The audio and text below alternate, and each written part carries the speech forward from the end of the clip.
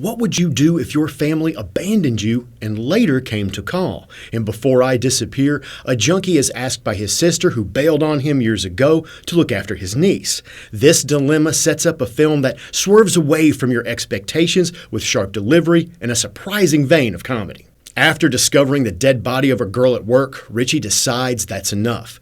Just as he's about to take his own life, his sister calls him demanding a huge favor from him.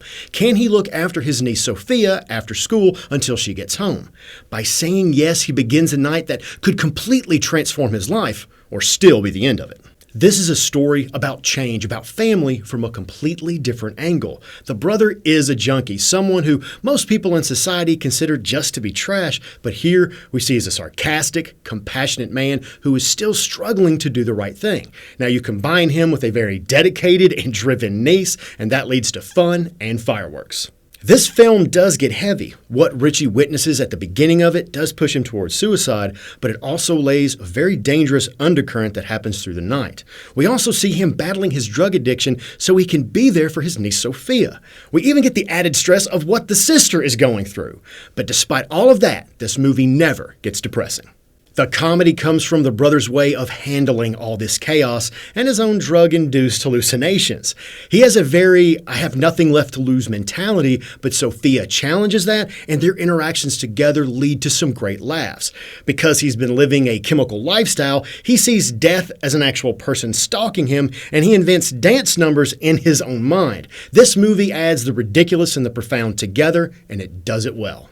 Sean Christensen is the driving force of this movie. He stars in it, he wrote it, and he directed it. He is impressive in the heavy delivery, but he's also hilarious. Fatima Potachik is the perfect foil as Sophia because this is a little girl who's more executive than she is child, but she's also vulnerable and caring. What else would you expect from the voice of Dora the Explorer? That's true, look it up.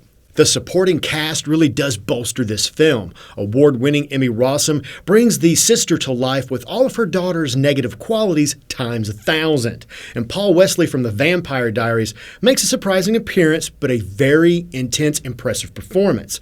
Ron Perlman even adds depth and complexity to a character that could have been a one-dimensional bad guy.